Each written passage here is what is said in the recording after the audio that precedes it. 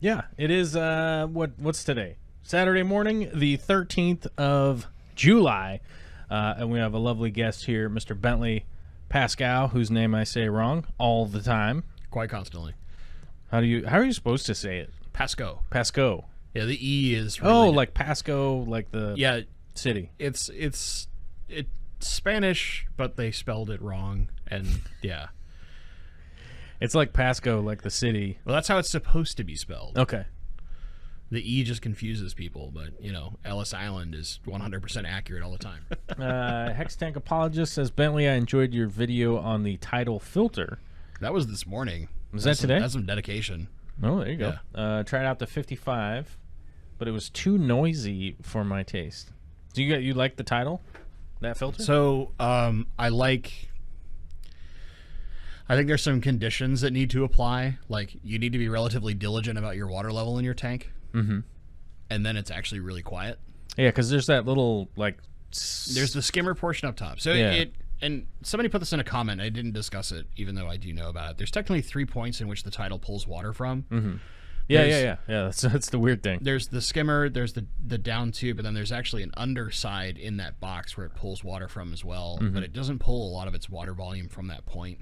It's mostly from the tube and the skimmer section. Mm-hmm. And if the skimmer section doesn't have enough water, it gets extremely noisy. Yeah. Right? It's got that horrible sucking noise that I will not subject people to. Right. Like, I didn't even put it in my video because it's just so obnoxious. Mm-hmm. But if you're diligent about your water level, I think, depending on your circumstance, it's better than the AquaClear.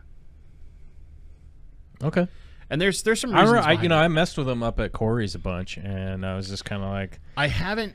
Yeah. The only thing I don't have experience with is I don't have experience with the 35 and the 55. Okay. So I have a 75 and I have the 110s, and I love the 110s. I think those things are amazing.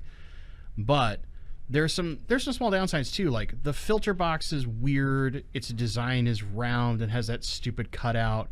So practicality of simplistic filling it and maintaining it is a little strange. Mm-hmm. Because if you want to cut your own inserts or something like that, you have to cut to fit them. Okay. And I was doing that for a while, and I've just stopped recently because I'm tired of the amount of work it takes to fit those. But I think it has, for my purposes at least, because I like rainbows. Rainbows like flow. Okay. It's a higher flow filter than the AquaClear. Oh, okay. It generates more flow. I see what you're saying. Not by much, but it's enough because it's the outlet is a much thinner space, right? You've got that big wide blade on an AquaClear 110 of water falling into your tank, where it's much more narrow and it churns a lot harder in the tidal. Yeah. Okay. I also like the fact that the profile of the box, the media box, is not as large front to back, so it can fit in a smaller space. So you don't have to have your tank quite as far away.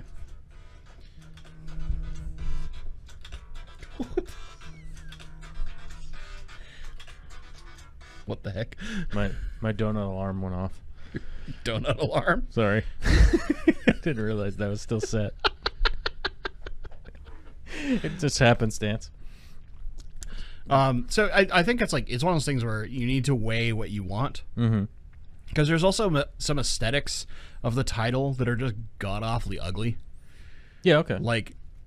I have to say, I still, I messed with those titles, and I kind of was like, I don't see why I wouldn't just buy an AquaClear. Sure. Personally. So now, I don't know. There may be some uses out there, some use case for certain people that are like, wow, I really like this thing.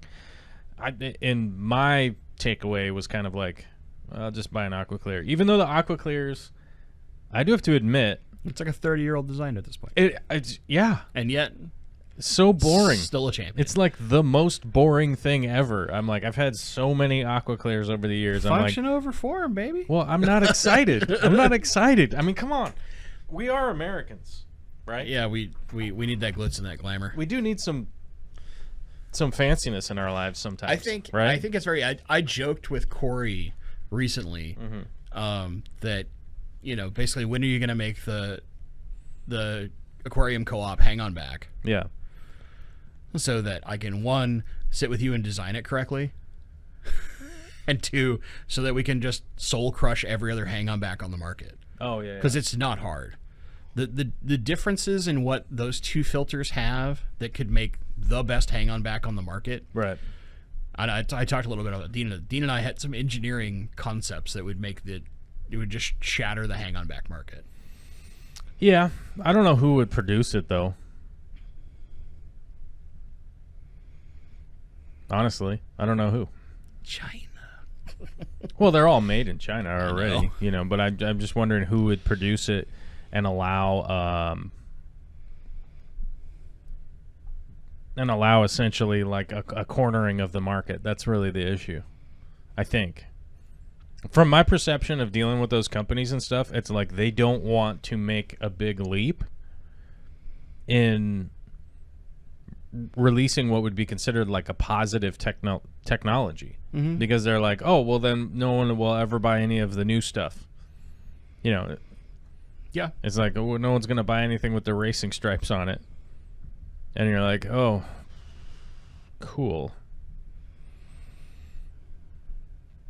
I guess make 100 million of them then?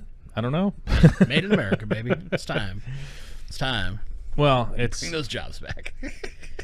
Like every politician promises but can never do. those jobs don't exist here because robots took over. It's automated, you know. I have no clue what you're talking about. I don't work in automation and machine learning or anything like that. Yeah, of course you do.